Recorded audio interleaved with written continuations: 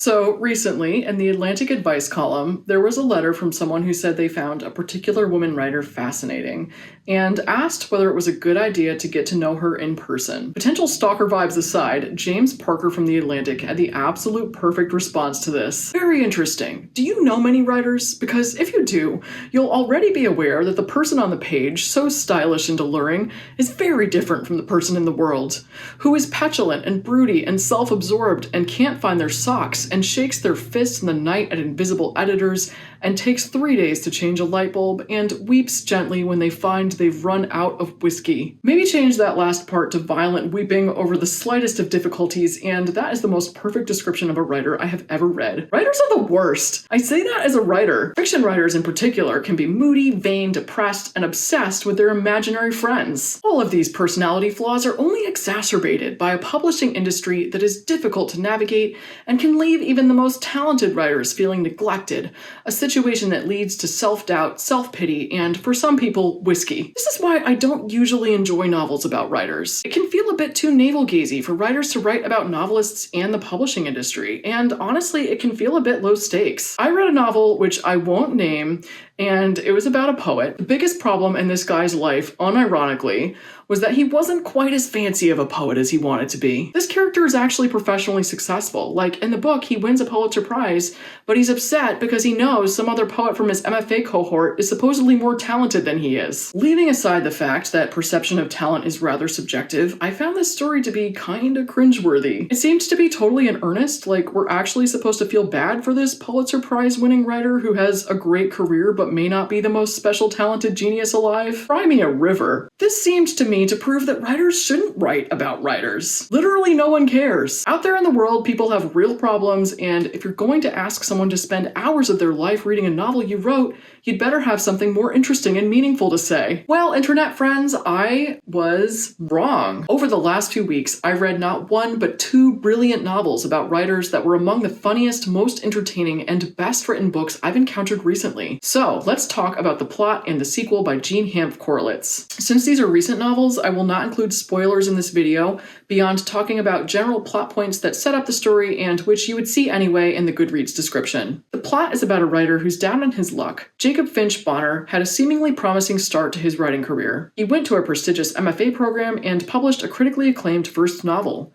But his novel sales were mediocre and his second book totally flopped. Now he's struggling to finish his third book while teaching at a backwater low-residency MFA program in Vermont. This MFA program has a philosophy of taking basically anyone who's willing to pay the fees, so let's just say the student's ability is varied. Jacob isn't really someone who's inspired by teaching, so he finds this job to be drudgery at best. Things get worse when a super obnoxious guy joins his class. This guy, Evan Parker, brags that his novel is going to be a bestseller, but refuses to share any pages in workshop because his idea is just too brilliant and special. If you've ever participated in a creative writing workshop, you may have had the misfortune of running into a person like this. Needless to say, Jake is skeptical, but one day during a private teacher-student meeting, Evan can't resist telling Jake all about his story. He even shares a few of those special pages, and much as Jake hates to admit it, they're actually not bad. While we, the reader, are not let in on the entirety of the story at this point, we see Jake being overcome with certainty that Evan's plot is really good, and it will become a bestseller. Jacob's not happy about it, but such is life. The workshop ends, and he goes on with his various unsatisfying jobs. Meanwhile, every now and then, he looks on the internet for evidence of Evan's novel being published. Nothing appears. One day, he stumbles across a Facebook post in a group for MFA program alumni and sees that Evan tragically passed away. And that's when Jake gets the idea. Why should the amazing story idea be wasted? As a writer, doesn't he have a duty to give a good story life? It's not plagiarism if he writes it in his own words, right? He never even saw the entirety of the manuscript. Jake decides to write the story. He sells it as his next novel, and it does boost his career big time. But just as he's starting to really enjoy his success, he starts getting anonymous threatening messages. Someone out there knows the truth, and Jake has to figure out what is going on before it's too late. This story is totally melodramatic, but written in a literary style that dives deep into Jacob's character, his emotions from moment to moment, his choices, and his actions. Korelitz does an amazing job, both making fun of Jacob and his little writerly vanities, but also making him a sympathetic character, perhaps because she's so honest about his foibles. Jacob is super relatable for anyone who's made it into their 30s, 40s, and perhaps beyond without achieving the kind of success they dreamed of as a kid, and who, rather than moving on and growing up like a responsible good adult, lets it gnaw away a little at their soul every single day. He has totally cringy moments, like that Finch that's his middle name. That's not real. He openly admits that he took it from Atticus Finch because as a kid he admired the novel To Kill a Mockingbird. This is horribly embarrassing, but it's also kind of amazing that he's so willing to wear his ambition on his sleeve like that. I almost had to admire the way he kept chasing his dreams, even in the depths of abject failure. Another thing I really enjoyed about this novel was it actually included excerpts of the novel Jacob wrote. It's so much more convincing to have a novel about a novel if you include excerpts of the character's writing. And later on, pieces of a third story join this kaleidoscopic narrative as Jacob begins to investigate Evan's background. It's both entertaining as well as structurally impressive. This story has some similarities to the movie The Words, in which an aspiring writer finds an old manuscript in a vintage leather briefcase and publishes it under his own name. The writer enjoys huge success, only to get threatening messages from someone who says they know he stole it. So the whole time I was reading this book, I was totally picturing Jacob as Bradley Cooper in the movie. But one of the movie's major pitfalls was that the angry letter writer never really does anything.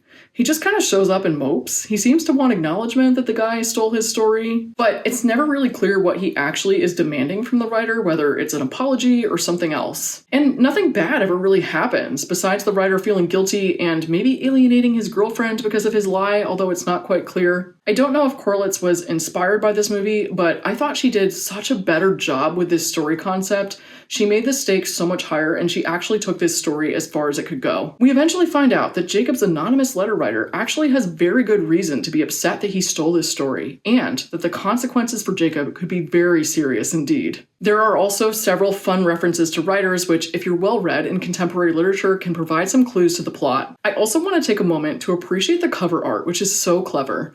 It alludes to another meaning of the word plot and symbolizes the novel's sort of meta-structure of being both a story about writers as well as a story that contains multiple novels. The second book, the sequel, is the sequel I didn't know I needed. It came out quite recently in October 2024, and I was so excited when I saw she published it. This book follows Jacob's wife, Anna, and it takes a deep dive into her perspective on the events. You definitely need to read the first one in order for the second one to make sense and for there not to be spoilers, so I do recommend reading them in order. Since I don't want to have spoilers in this video, I'm not going to say much about the second one, except that it was perhaps even more action-packed and suspenseful than the first, and it was still had that really wonderful writing style and deep dive into the character. In addition, because Jacob's wife does not consider herself to be a writer, at least at first, she sees writing and publishing from an outsider's point of view, and she is absolutely savage and hilarious about it. I loved it, and I highly recommend both of these books. Have you read any novels about writers? What do you think? Is this something that can be pulled off, or is it a topic writers should avoid? Let me know in the comments. Thank you so much for watching, and I'll see you next time.